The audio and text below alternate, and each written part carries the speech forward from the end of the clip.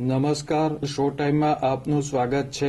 ભાવનગર જિલ્લા ભાજપ પ્રમુખ તરીકે વર્તમાન જિલ્લા ઉપાધ્યક્ષ અને યુવા મોરચાના પૂર્વ પ્રમુખ દિગ્વિજયસિંહ ગોહિલની વરણી કરવામાં આવી છે।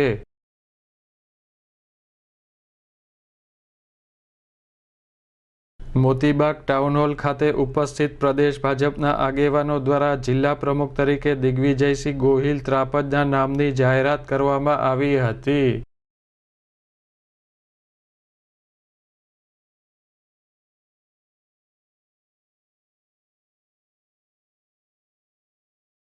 જિલ્લા ભાજપના આગેવાનો અને કાર્યકરોએ નવનિયુક્ત પ્રમુખને આવકારી શુભેચ્છા આપી હતી।